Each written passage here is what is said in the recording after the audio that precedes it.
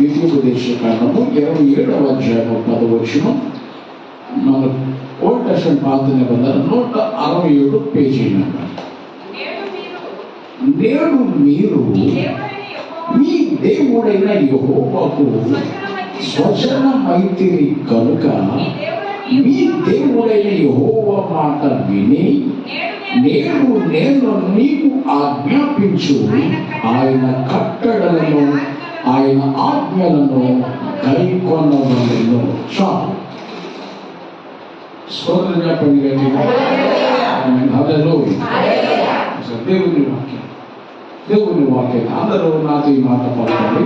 నేడు మీరు మీ దేవుడైన యెహోవాకు స్వజనమైతిరి కనుక మీ దేవుడైన యెహోవా మాట విని నేడు నేను నీకు ఆజ్ఞాపించు ఆయన కట్టడలను ఆయన ఆజ్ఞలను గైకొనవలెను. దేవుని వాక్యాన్ని క్లుప్తంగా మనం ధ్యానించాము. ద్వితీయోపదేశకాండం 27వ అధ్యాయం 10వ వచనంలో మనం చదువుకుంటున్న మాట, నేడు మీరు మీ దేవుడైన యెహోవాకు స్వజనమైతిరి. ఈరోజు ఇది మంచి శుక్రవారం. ఈరోజు ఏమిటి? శుభ శుక్రవారం, గుడ్ ఫ్రైడే. ఈరోజు యేసుక్రీస్తు ప్రభువు వారు సిలువ వేయబడిన రోజు. ఎందుకు సిలువ వేయబడ్డారు యేసు ప్రభు? ఆయన ఏమన్నా తప్పు చేశాడా? ఆయన ఏమన్నా నేరం చేశాడా అని అంటే, బైబిల్ సెలవిస్తుంది, నాలో పాపం ఉన్నదని మీలో ఎవడు రుజువు చేయగలడని ప్రపంచానికి ఒక సవాలు విసిరాడు ఆయన. పాపము లేని మహాపరిశుద్ధుడు ఆయన. స్తోత్రం చెప్పాలి. ఏ దేవుడైనా పాపము లేని మహాపరిశుద్ధుడు ఆయన. ఆ పరిశుద్ధుడైన దేవుడు మనలను తన స్వజనులుగా చేసుకోవడానికి ఇష్టపడ్డాడు. మనము రకరకాల కులాల్లో ఉన్నవారము,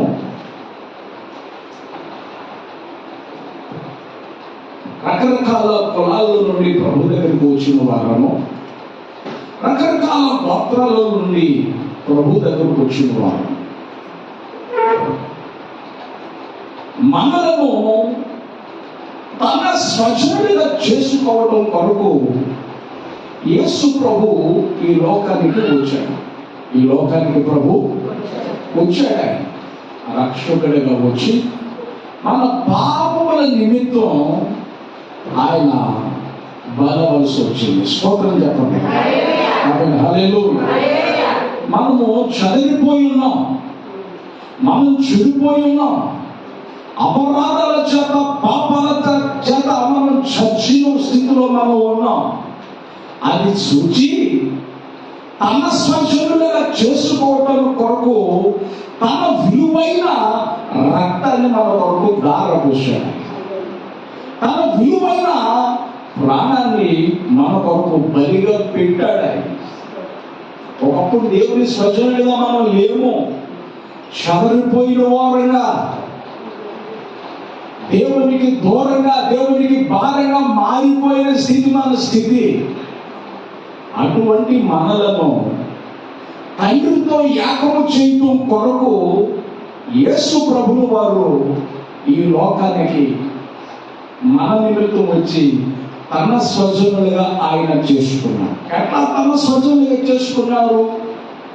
ఎట్లా స్వజనులుగా చేసుకున్నాడు ఆయన అని అంటే, ఆయన తన విలువైన రక్తము చేత మనను తన స్వజనులుగా చేసుకున్నాడు. స్తోత్రం చెప్పండి. హల్లెలూయా.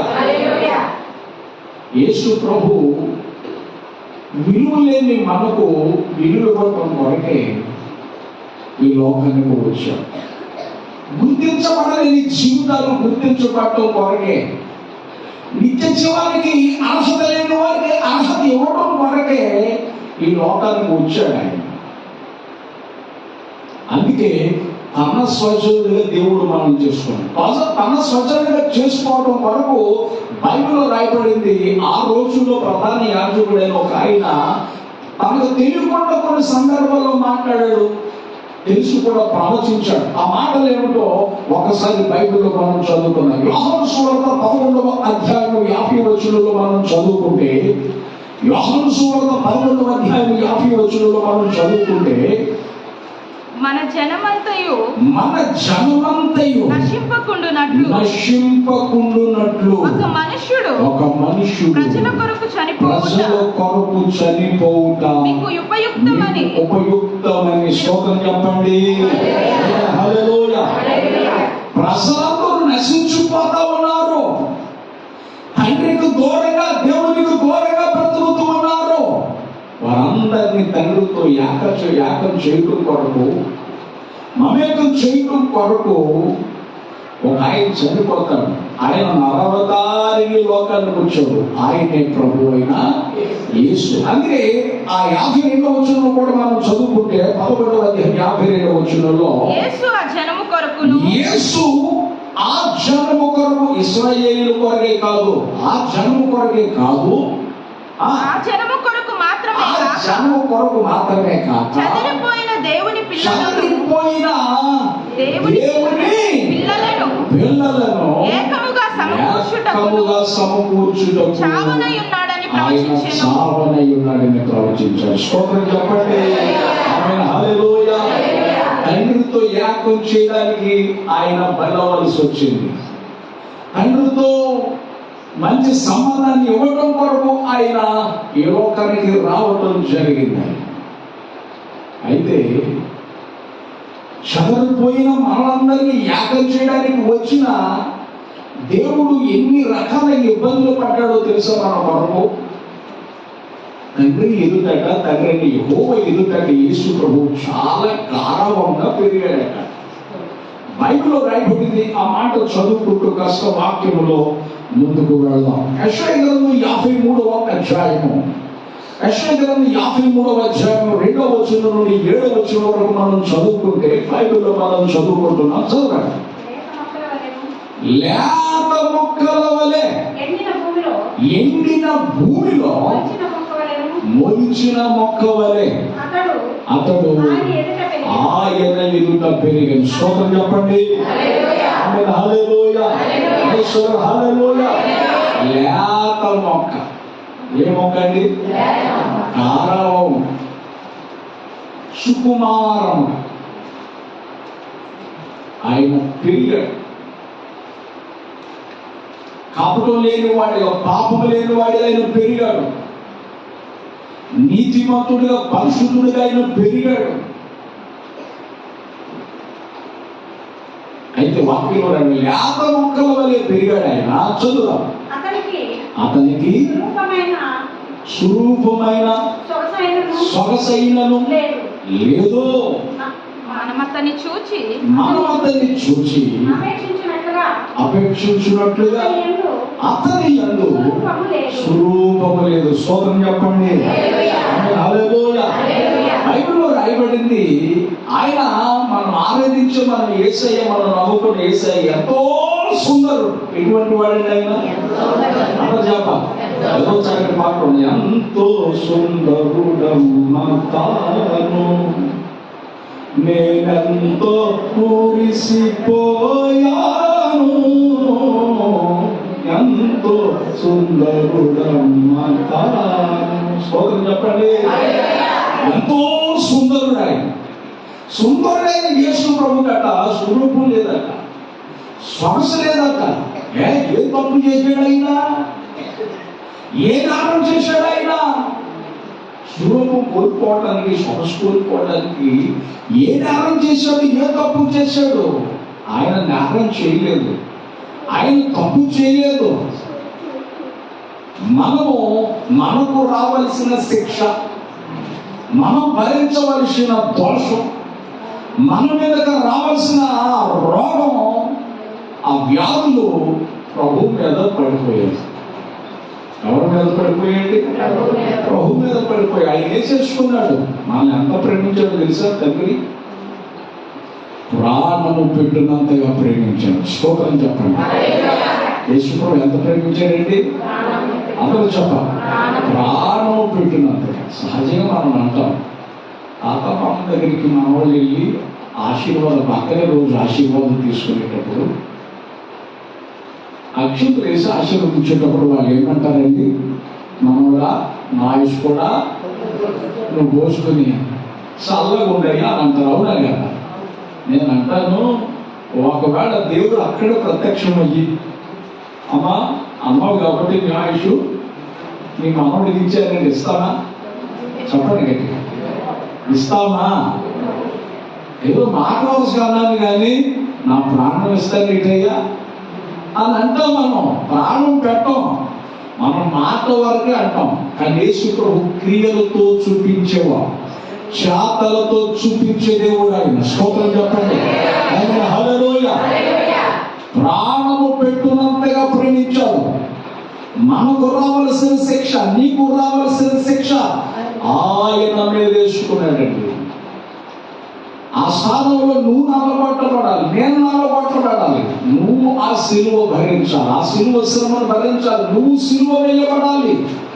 బైబిల్లో రాయబడింది, మ్రాను మీద వేలాడువాడు, ఆ సిలువ మీద వేలాడువాడు శాపగ్రస్తుడట. పాపము లేనివాడు, నేరము లేనివాడు, శాపము లేని దేవుడు మన కొరకు శాపముగా మారిపోయి. ఎట్లా మారిపోయాడండి? సొగసైన స్వరూపమైన లేదండి, మన కొరకు అంతగా నలిగిపోయాడు ఆయన. మనం ఆయన్ని అంత తిప్పలు పెట్టాం, మనమంతా ఆయన అంతగా బాధ పెట్టాం. సొగసైన స్వరూపమైనను సొగసైనను లేదు, మనం అతన్ని చూచి అపేక్షించునంతగా అతని యందు స్వరూపము లేదు.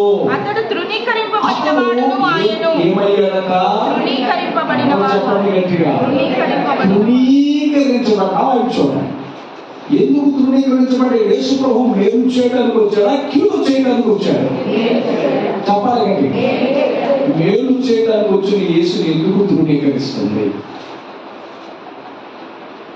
పగడాల ప్రవీణ్ గారు కొంతమంది అనాథ పిల్లల్ని పోషిస్తున్నాడు ఆయన. మతను మొదలు ఆయన పొట్టను పెట్టుకున్నారు అని అంటున్నారు. అది ఎంతవరకు సాధ్యమో నాకు తెలియదు. కానీ కొంతమంది యాక్సిడెంట్ అంటారు, కొంతమంది ఏమో ఎవరు చంపేశారు అని అంటారు. సరే, ఏది ఏమైనా మతోన్మాదం అనేది మనిషికి మంచి చేయదు. మతోన్మాదం మనలో ఉండకూడదు. స్తోత్రం చెప్పండి. చంపాడు, చచ్చిపోయాడు, చంపబడ్డారు మనకు తెలియదు. 200 కొంతమంది అనాథ పిల్లలు ఆయన పోషిస్తున్నాడు. మరి అనాథ పిల్లల పరిస్థితి మేలు చేసేదా లేదా? గ్రహం స్టేట్ గా ఉన్నారు. ఆయన ఎంతో మంది కుష్ఠరోగులకు వైద్యం చేస్తూ భోజనం పెడుతూ వాళ్ళని పోషిస్తున్నాడు. అటువంటి ఆయన్ని మతోన్మాదులు ఏం చేశారు? చంపేశాడు. మేలు చేశాడా, కీడు చేశాడా? నీ ముఖం చూసినా, ముఖం చూసి ఎవరైనా పడ్డాడా? చెప్పండి. అప్పుడు ఏంటంటే, యేసయ్య ప్రేమ ఉంటేనే ఎవరైనా ఏదైనా మనకు చేసేది. యేసయ్య ప్రేమ ఉంటేనే ఎవరైనా ఏదైనా చేసేది. అంతేగాని మన ముఖాలు చూసి ఎవరు ఏం చేయరు. యేసు ప్రభు అది మాది నుంచి వెళ్ళిపోయాడు. మంచి చేయడానికి వచ్చిన యేసును తృణీకరించడమే లోకం. మేలు చేయడానికి వచ్చిన యేసును తృణీకరించడమే. అదేమనంటే మత కల్లోలు రేగుతున్నారని, మత ఘర్షణలు రేగుతున్నారని, మతం మార్చేస్తానండి. దేవుని బిడ్డలారా, అంత రాంగ్గా మాట్లాడకూడదు. మనం అది మనకు తగదు. లేఖనంలో మనం చదువుతున్నాం. దేవుని బిడ్డలారా, ఒక్కసారి ఆలోచించండి. మత పిచ్చి పట్టిన వాడే అట్లా మాట్లాడాడు. యేసు ప్రభు తృణీకరించబడ్డాడట మేలు చేయడానికి వచ్చి. మనం ప్రభు ప్రేమ కలిగిన వారు. ఎవరు ప్రేమ కలిగిన వారు? అందరూ చెప్పాలి గట్టిగా. మనందరం కూడా ప్రభు ప్రేమ కలిగిన వారు. ప్రభు ప్రేమ కలిగిన ఉండబట్టే ఇతరులకు మనం మేలు చేస్తాం. ఇతరులకు ఏం చేస్తామండి? అందరూ అందరూ చెప్పాలి. క్రైస్తవుడు ఎన్ని మంచి పనులు చేస్తున్నాడండి. వైద్యాన్ని అందిస్తున్నాడు, చదువుని అందిస్తున్నాడు, వస్త్రాలు అందిస్తున్నాడు. మురుకు స్థితిలో ఉన్నటువంటి వారికి మంచి మంచి వైద్యం జరిగిస్తున్నాడు, హాస్పిటల్స్ నిర్మిస్తున్నారు. ఎంత మేలు చేస్తున్నారండి. మత ఉన్మాదం ఉన్న వాళ్ళు ఎవరైనా మంచి పనులు చేస్తున్నారా చెప్పండి? కుష్ఠరోగులు పోషించడం, లేకపోతే రకరకాల అనాథ పిల్లలను పోషించడం చేయగలుగుతున్నారా? మీరు చేయలేరు. యేసు ప్రభు మాకు నేర్పాడు కనుక, యేసు ప్రభు మనకు నేర్పాడు కనుక ఆ నేర్పిన పాటలో మనం వెళ్తా ఉన్నాం. స్తోత్రం చెప్పండి. మంచి చేయడానికి వచ్చిన యేసు ప్రభుని తృణీకరిస్తుంది లోకం. ఏం చేస్తుందండి? ఆయనను తృణీకరిస్తుంది. అర్థం చేసుకోవాల్సింది పోయి, విలువవలసింది పోయి, హృదయంలో చూడవలసింది పోయి ఆయనను ఎగతాళి చేస్తుంది. ఆయన తృణీకరింపబడిన వాడు. ఆయన మనుషుల వలన ఏమయ్యాడట? మనుషుల వలన ఏమయ్యాడండి? విసర్జించబడ్డాడు. ఏ తప్పు చేశాడు? ప్రపంచానికి సవాలు విసిరాడు కదా, నాలో పాపం అన్నదని మీలో ఎవడో రుజువు చేయగలడు అని సవాలు విసిరాడు ఆయన. కానీ దానికి సమాధానం లేదు. ఈ రోజు దేవుని వాక్యంలో మనం చదువుతున్న దేవుని వాక్యంలో మనం చదువుతున్న బాగా ఆలోచించండి. అక్కడ ఆయన విసర్జించబడ్డ అంత తప్పేం చేశాడు యేసు ప్రభు? తృణీకరించబడ్డనే కాదు, ప్రజల చేత ఏమయ్యాడు? ఆయన విసర్జించబడ్డాడు. అంత తీసి పారేసినట్టుగా దేవుడు నీకు కనపడుతున్నాడా? మీరు చేయడానికి వచ్చిన దేవుడు అంతా ఆ స్థితిలో మీకు కనపడుతున్నాడా? ఒక్కసారి ఆలోచించండి. ఏమండి, మీరు చేయడానికి వచ్చిన వ్యక్తి పట్ల మనం ఏముండాలి? కృతజ్ఞత భావాన్ని కలిగి ఉండాలి. స్తోత్రం చెప్పండి గట్టిగా. ఏ భావాన్ని కలిగి ఉండాలి? అందరూ చెప్పండి గట్టిగా. కృతజ్ఞత భావాన్ని మనం కలిగి ఉండాలి. ఎవరైనా వేరు చేశారనుకోండి, ఏమంటాం? చాలా థ్యాంక్స్ అండి అని అంటాం. ఆ చేసేవాళ్ళు బావయ్య అని అంటామా? అట్లా అంటే మనం ఏ రకంగా అంటారు? విశ్వాసఘాతకుడు. కనీసం కృతజ్ఞత లేదురా నీకు అని అంటారు. మా యేసు ప్రభు మేలు చేయడానికి వచ్చి ప్రతి మనిషిని మేలు చేస్తే, ప్రతి మనిషి మేలు చేస్తే బైబిల్లో రాయబడింది ఆయనను తృణీకరించారట, ఆయనను విసర్జించారట. చదువు వ్యసనాక్రాంతుడుగాను, వ్యాధిని అనుభవించిన వాడుగాను, మనుషుడు చూడనల్లని వాడిగా ఉన్నాడు ఆయన. అతడు తృణీకరింపబడిన వాడు గనుక మనము అతనిని ఏం చేయలేదండి? ఎన్నిక చేయలేకపోయాం. వైపు చూడండి. యేసు ప్రభు వచ్చి రక్షణ అందరికీ ఉచితమన్నాడు యేసయ్య. ఆయన రక్షణ ఏమిటండి? ఉచితం.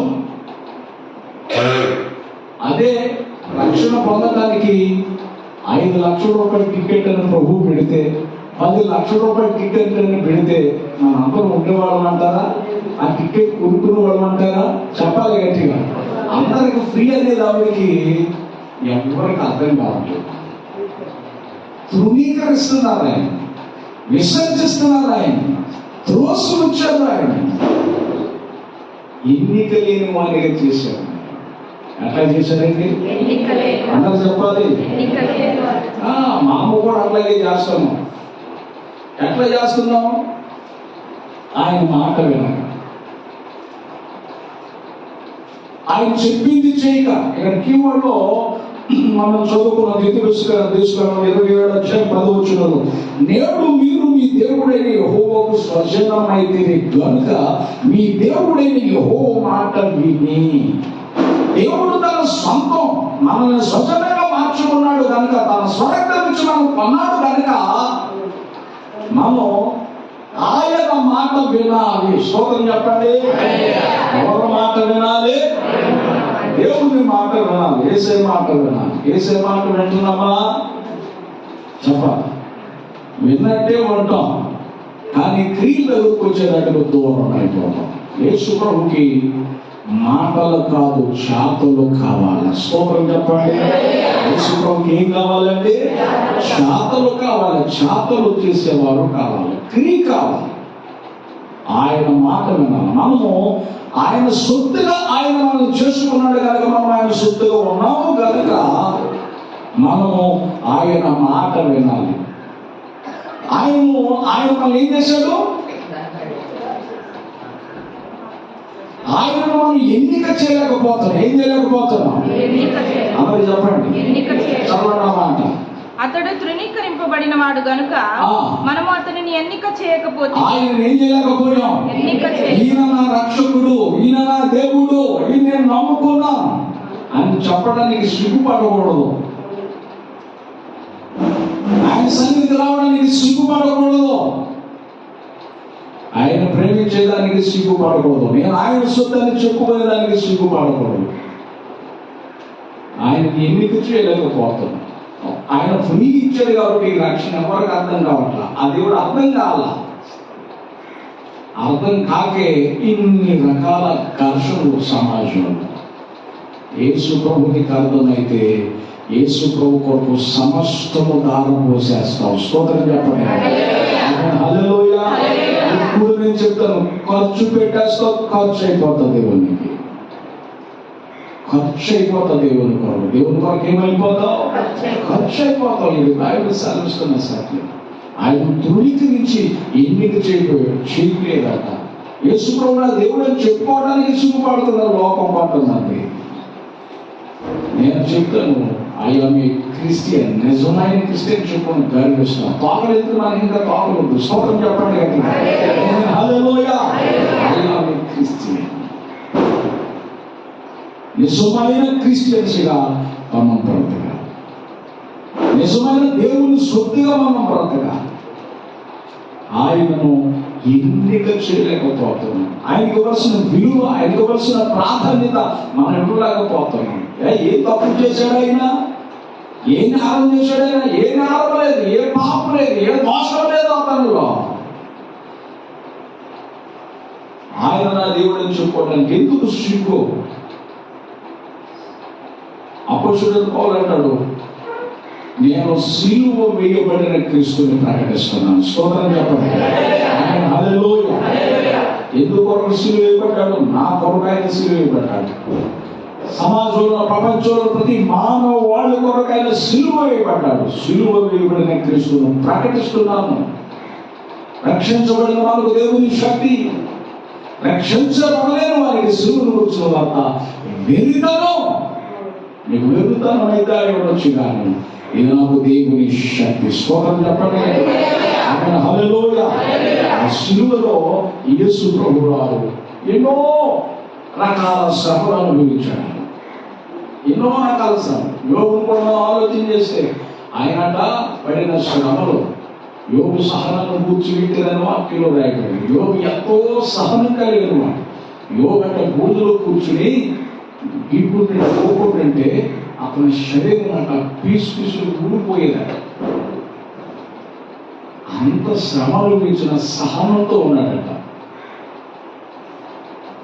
యేసు ప్రభు కూడా ఎన్నో రకాల శ్రమలు మన కొరకు అనుభవించాడు. మనం ప్రేమించి ఆ శ్రమను భరించాడు ఆయన. స్తోత్రం చెప్పండి. యాకోబు అట 20 సంవత్సరాలు తన మామకి కొలువు చేశాడట. ఎన్ని సంవత్సరాలు? 20 సంవత్సరాలు కూడా 20 నిమిషాల్లో ఉన్నాయట. 20 సంవత్సరాలు కూడా ఎట్లా ఉంది? 20 నిమిషాలు, 20 రోజుల్లో ఉన్నట్ట. 20 నెలల్లో ఉందట ఆయనకి.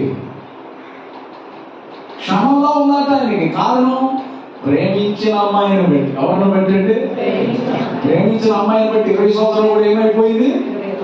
20 నిమిషాలు ఏమో ఆగిపోయిందండి.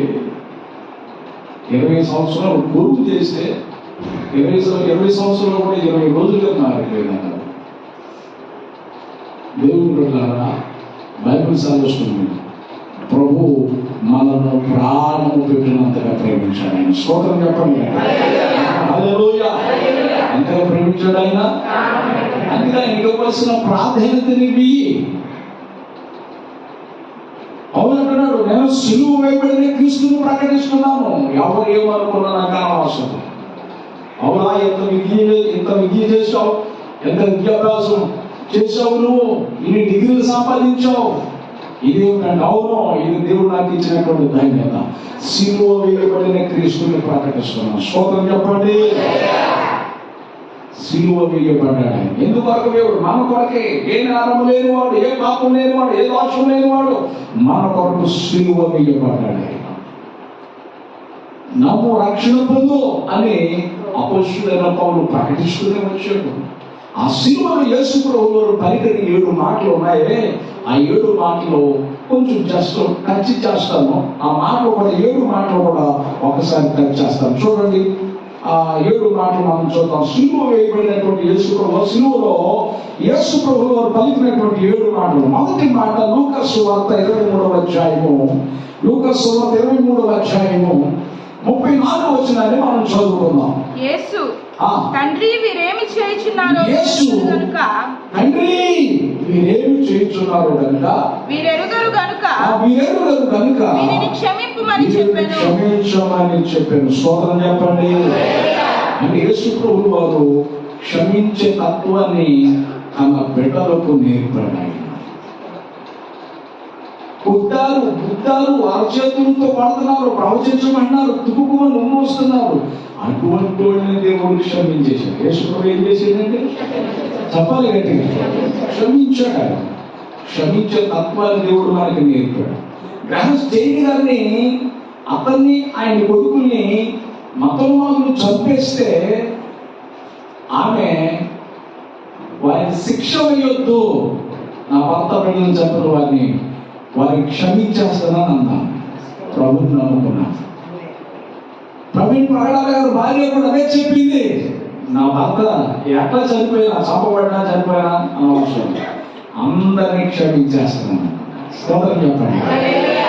క్షమించే తత్వాన్ని ప్రభువు నేర్పాడు. పగలు, కక్షలు, ద్వేషాలు మనకి నేర్పలేదైనా క్షమించే తత్వం ఇది ప్రతి ఒక్కరూ అలవరుచుకోవాలి మన జీవితంలో. స్తోత్రం చెప్పండి కదా. హల్లెలూయా. ఎంతటి ఘోరపాపుని ఆయన క్షమించాడు. ఆయన క్షమించినప్పుడే మనం కూడా క్షమించడానికి ఏమైంది? క్షమించే తత్వాన్ని మనం సంపాదించుకోవాలి. రెండో మాట లూకా సువార్త 23వ అధ్యాయం 43వ వచనం మనం చదువుకుంటే, అందుకు ఆయన వాడితో నాతో కూడా వయసులో ఉండు అని చెప్పుచున్నాను. స్తోత్రం చెప్పండి. నిత్య జీవాన్ని ఇచ్చే దేవుడు. ఎంత ఘోరపాపికైన దేవుడు ఏం చేసే దేవుడు? నిత్య జీవాన్ని ఇచ్చే దేవుడు. కాబట్టి దేవుడు బిడ్డలారా, ఆయన క్షమించడమే కాదు, నిత్య జీవన కూడా ఇవ్వగల సమర్థుడు. ఆయన పరలోక రాజ్యాన్ని, మోక్షాన్ని, పరలోకాన్ని మనకి ఇవ్వగలిగిన ఆయన ఒక్కడే నిత్య జీవానికి నడిపించగలిగినది. తండ్రి వద్దకు చాలాలంటే యేసు ప్రభు ద్వారానే మనం వెళ్ళాలి. స్తోత్రం చెప్పండి. అందుకే ఆ దొంగతన్నాడు, లేదు నీవు నాతో కూడా విశ్వసించావు, నువ్వు నీ పాపాన్ని నేను జ్ఞాపకం చేసుకోను, నీ తప్పులు నేను జ్ఞాపకం చేసుకోను, నేను నిన్ను క్షమిస్తున్నాను, నేడే నువ్వు నాతో కూడా పరదేశంలో ఉంటావు. ఎంత మంచి మాట! నిత్య జీవనిచ్చే మాటగా రెండో మాట మనకు కనపడుతుంది. మూడో మాట యోహాను సువార్త 19వ అధ్యాయం 26-27 వచనాల్లో మనం చదువుకుంటే, యేసు తన తల్లియు తాను ప్రేమించిన శిష్యులను దగ్గర నిల్చుండుట చూచి, ఇదిగో నీ కుమారుడు అని తన తల్లితో చెప్పాను. తరువాత శిష్యుని చూచి, ఇదిగో నీ తల్లి అని చెప్పాను. ఆ శిష్యుడు ఆమెను చేర్చుకొనెను. స్తోత్రం చెప్పండి. మూడో మాట ఆదరించే విధానం. ఏ విధానం అండి? అందరు చెప్పాలి. ఆదరించేది.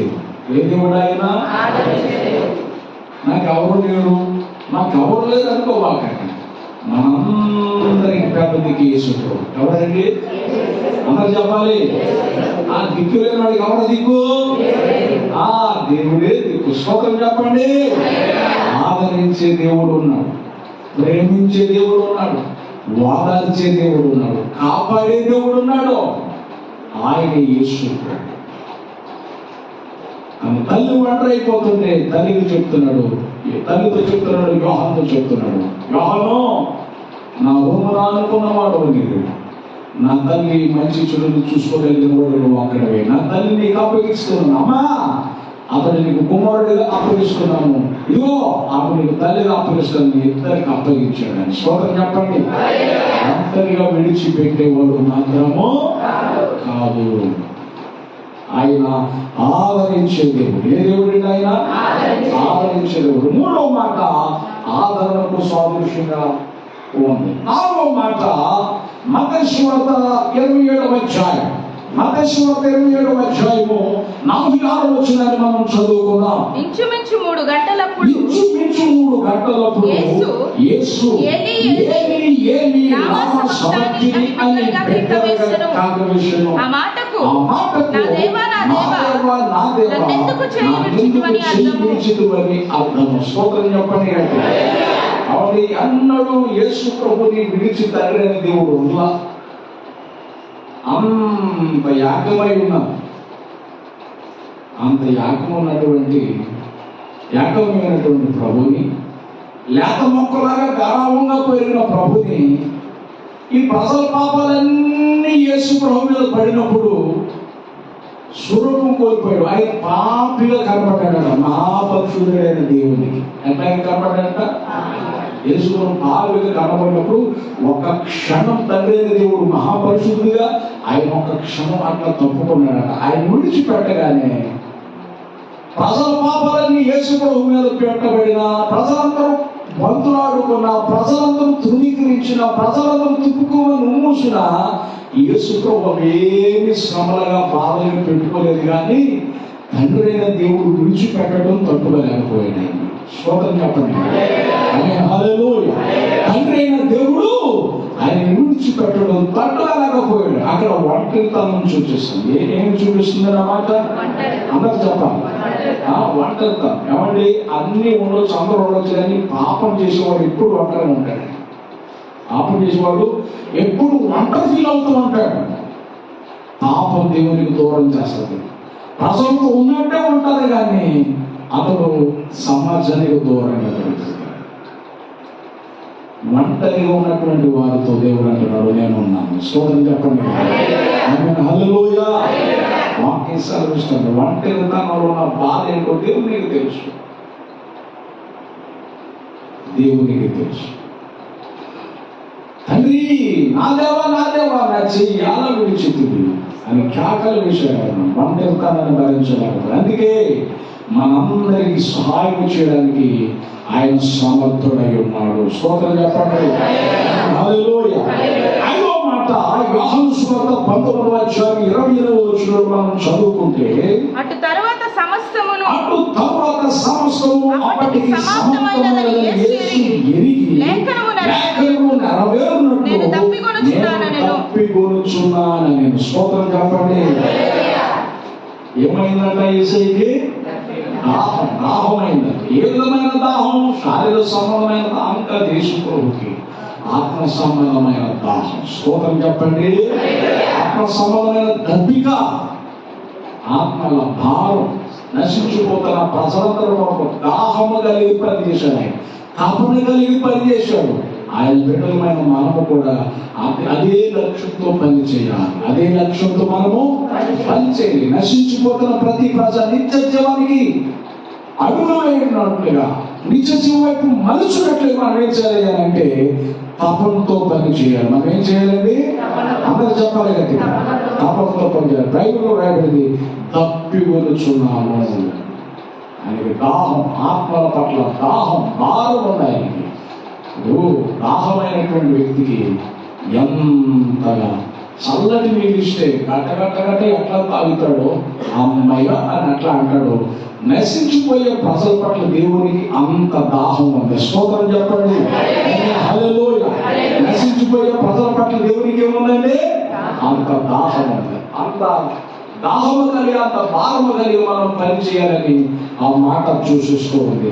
ఆరో మాట యోహాను సువార్త 19వ అధ్యాయం 30వ వచనంలో మనం చదువుకుంటే, యేసు ఆ చివరగా పుచ్చుకొని సమాప్తమైనదని సమర్థమైనదని చెప్పి తల వంచి ఆత్మను అప్పగించాను. స్తోత్రం చెప్పండి. అంటే తల వంచి ఎటువంటి శ్రమలోనైనా ఆయన ప్రార్థించే అనుభవాన్ని కలిగి ఉన్నాడు. స్తోత్రం చెప్పండి.